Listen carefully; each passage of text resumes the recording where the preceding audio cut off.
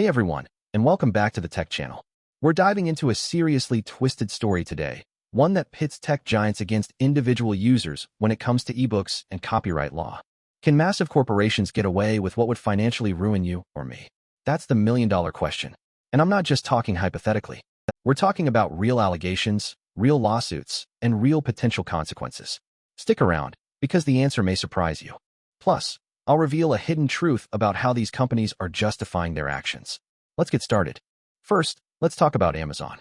They're cracking down on users who transfer Kindle books to their computers. Now, there are legit reasons to do this. Maybe you want to back up your library or use a different reader. But the big reason, the elephant in the room, is to strip the Kindle DRM. DRM, or Digital Rights Management, is the tech that prevents you from copying and sharing an ebook.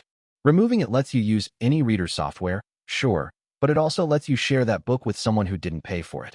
And that, my friends, is stealing, plain and simple. It's against the law. Amazon loses a potential sale, and publishers and authors lose revenue. Think of it like ripping a CD and sharing it online back in the day. The principle is the same. Now, flip the script. Enter Meta, the company formerly known as Facebook, now obsessed with AI. They're not just dabbling in AI. They're building large language models to compete with Google and OpenAI. Their Llama AI models are pretty impressive, and they're open source, used by other AI companies. But here's the bombshell. Meta allegedly illegally pirated 82 terabytes of DRM-free ebooks to train Llama. 82 terabytes. That's 8.2 times 10 to the power of 13 bytes of data. It's a mind-boggling number, basically unfathomable to most people. Imagine the sheer volume of books involved. The kicker? Court records suggest Meta knew it was wrong, did it anyway, and even joked about it. That's a whole different level of audacity. Back in 2022, before the alleged torrenting spree, senior AI researchers at Meta were raising red flags. They said things like, quote, "I don't think we should use pirated material. I really need to draw a line here." Another researcher added, quote, "Using pirated material should be beyond our ethical threshold." Someone even compared Sci-Hub, ResearchGate, and LibGen to the Pirate Bay, calling them out for distributing copyrighted content. These weren't just interns expressing concerns. These were senior people within Meta, recognizing the ethical and legal implications. It's a crucial piece of the puzzle, because it shows that the company wasn't acting out of ignorance. But then, things reportedly changed. After some, let's just say, gentle nudging from Mark Zuckerberg himself, the company allegedly took steps to cover their tracks. They allegedly made sure the torrenting couldn't be traced back to Meta's network infrastructure. The tone shifted dramatically. Messages between employees went from stoic refusal to things like, quote, "Torrenting from a corporate laptop doesn't feel right," with a laughing emoji. Emoji included. It's alleged that this shows both evidence of the unlawful activity and how Meta took deliberate steps to try and get away with it. The case is still ongoing, so we don't know if the writers suing Meta will win. But the allegations are damning. This stealing of content to train AI isn't unique to Meta. Google scrapes pretty much everything it can find on the internet to train Gemini, and often plagiarizes its sources. OpenAI and Microsoft are facing similar lawsuits, including a massive case brought by the New York Times for using millions of their articles to build a competing product without paying for it. NVIDIA allegedly scrapes a human lifetime of video every single day to train its AI models. And even DeepSeek is being investigated for allegedly obtaining content from ChatGPT illegally. It's a widespread issue, and it raises serious questions about the ethics of AI development. Here's the thing. It feels like these tech giants are operating in a different reality when it comes to copyright law. They do whatever they want, consequences be damned. But you shouldn't do the same. The financial penalties are pocket change to companies like Google or Meta, but they would completely ruin the average person. We've seen it happen. Pirating music can cost you $150,000 per song. That's not a typo. So, while Meta might be able to afford a team of lawyers to fight these claims, you probably can't. Equally important is the message this sends. If it's okay for a company like Meta to steal ebooks, does that mean you can do it too? The reality is, both are wrong. It's illegal. The difference is that if you have a massive war chest and a top-tier legal team, you have a much better chance of getting away with it. It's a blatant double standard, and it erodes trust in these companies. It also creates a sense of unfairness, where the rules seem to apply differently depending on how much money you have. Now, I'm not going to tell you what to do. I personally try very hard to pay for all the content I consume. But if it's not easy to pay for it, I've been known to fire up a torrent client or use a web archive to get around a paywall. I think most people are the same. We want to support creators, but we also want access to information. And when the system feels rigged against us, it's tempting to take shortcuts.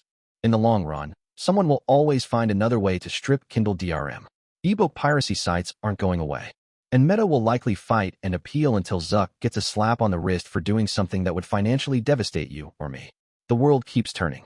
But hopefully, this story has shed some light on the complex issues surrounding copyright, AI, and the power of big tech. What do you think? Is Meta wrong? Should the laws be stricter? Let me know in the comments below. And don't forget to like and subscribe for more tech news and analysis. Thanks for watching. Now let's shift gears a bit and talk about something completely different but equally important: home security. A security camera is an essential tool when building your home security system. It lets you surveil the perimeter of your home, sends alerts to your phone if any motion is detected, and lets you monitor your house when you're away. Getting the best security camera is essential in creating a safe environment for you and your family. Better still, security cameras with local storage let you store all recordings offline, and you don't have to pay for cloud storage or run the risk of your footage getting snooped on. Today, we are going to walk through the best security cameras with local storage available in 2025. My favorite out of the bunch is the Arlo Pro 5.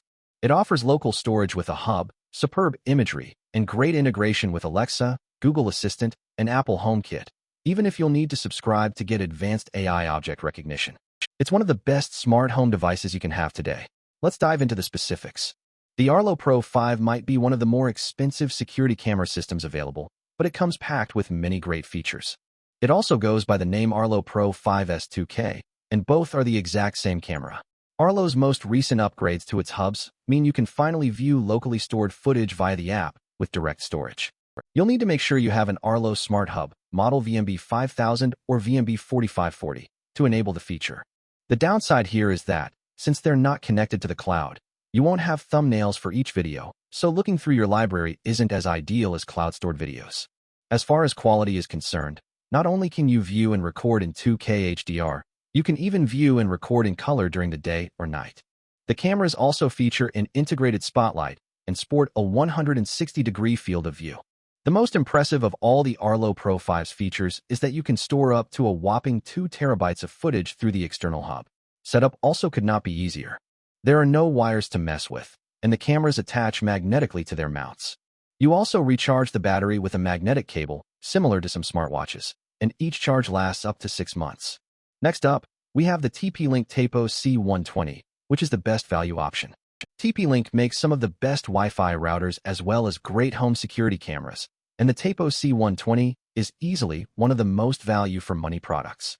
Backed by hugely positive reviews from customers, the C120 offers a ton of features while costing under $40. The most important thing is local storage, which is up to 512 gigabytes with a microSD card. The compact size also makes it easy to install it either indoors or outdoors. It has a magnetic base, which means you can simply place it on any metal surface like a beam or the side of the fridge, giving you much more flexibility. The TP-Link Tapo C120 has a long feature list, which includes a 4MP 2K resolution camera with an IR mode for night vision. The latter can be viewed in full color thanks to the camera's starlight sensor and dual spotlights. The security camera is also IP66 rated for dust and water resistance, which means you can install it out in the rain with no worry. There's full duplex two-way audio communication too, so you can converse with the person at the door through the app from the comfort of your couch.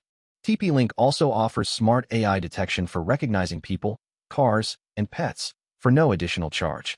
The Tapo C120 also works as a baby monitor, alerting you when it detects a baby crying. Moving on, let's talk about the Casa Outdoor Security Camera, which offers the most storage. Casa makes some of the best smart home devices at excellent prices and great quality. This affordable security camera comes packed with a ton of great features, including IP65 weatherproofing, crisp 2K image resolution, color night vision, two-way audio, and up to 256 gigabytes microSD card capacity for a ton of on-device, local storage. The Casa Outdoor Security Camera offers a pretty robust experience, with the ability to set up alerts and view live and on-demand video. The camera also has an integrated LED spotlight that you can trigger manually or set to turn on when a person or motion is detected. This has proven a wonderful feature, and it's why I love using it on my patio. While you can put up to a 256 gigabytes microSD card in the device, you can check out the company's cloud service with a 30-day trial of CasaCare should you wish to try out that option before committing to a subscription plan. The loud motion detection alarm can scare away intruders, but you can also carry on a conversation with visitors thanks to its two-way audio capability. To avoid too many notifications, you can set custom activity zones so you won't be bothered by false notifications from trees swaying in the breeze. Now, for the easiest setup, we have the GECYNC Smart Indoor Security Camera. Some cameras are built with loads of AI features and require fine-tuning just to get started. Then there's the GECYNC Smart Indoor Security Camera, which offers fast and easy setup with only the essential features. Don't mistake simplicity for bad. I've been using this camera on my indoor porch to keep an eye on things, and it has been great. Sure, I wish I could put a larger microSD card than 32 gigabytes in it, but it hasn't been an issue yet. It is nice that if you want cloud storage, GECYNC offers a 30-day trial to see if you like it. The 1080p camera produces fine images and has built-in two-way audio so that you can communicate with whoever may be on the other side of that lens through the CYNC app.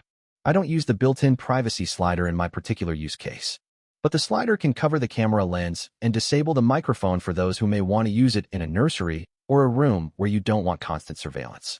Note that this camera only works on the 2.4 GHz Wi-Fi spectrum. For the best pan and tilt functionality, we have the Realink Argus PT wireless camera.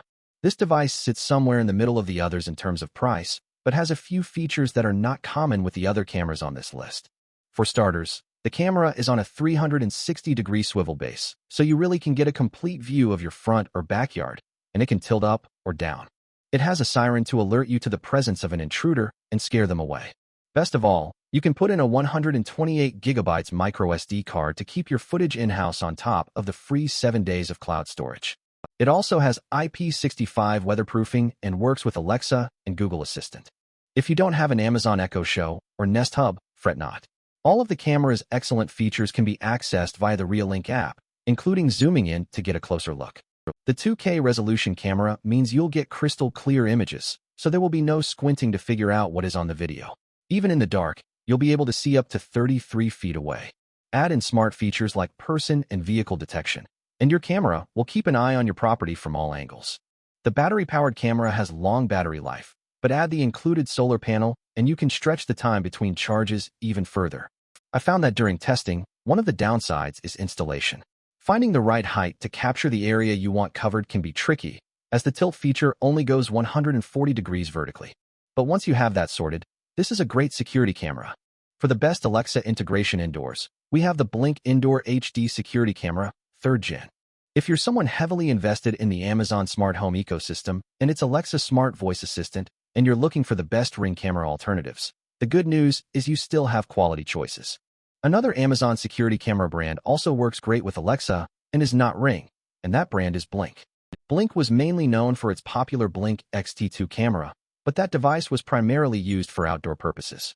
Now, Blink introduced a couple of purpose-built indoor cameras, like the Blink Indoor. There's nothing particularly exciting about this camera, but it gets all the basics right. You get a battery-powered wireless device that works for up to 2 years without having to replace its 2 AA lithium batteries, which come included.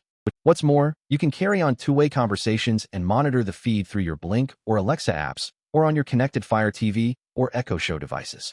A cloud subscription plan is available, but the real bonus here is that you can store your videos locally thanks to the included Blink Sync module. Plus, it is super easy and convenient to place or mount the camera just about anywhere inside your home. Finally, for the best Alexa integration outdoors, we have the Blink Outdoor 4 security camera. Everything you need to know about the Blink Outdoor 4 camera can be learned from reading about its indoor sibling in the section above. Well, everything except for 2 crucial details. First, you get all of the advanced camera features, app support, and Alexa integration, as well as the extended battery life and easy installation that you do with the indoor camera. What sets this device apart is that it's custom-built for outdoor use, where the temperature variations are more extreme and where it has to face the elements, whether it's sunshine, heat, cold, or precipitation. It also offers a wider field of view so you can see more of what's going on. Blink also released a new floodlight accessory that we tested in our review. So, while the camera itself doesn't offer any kind of additional lighting if you need it, you can pick up the floodlight for added lighting. Because this device can withstand the outdoor elements, it is only natural to be priced a bit more than the indoor version.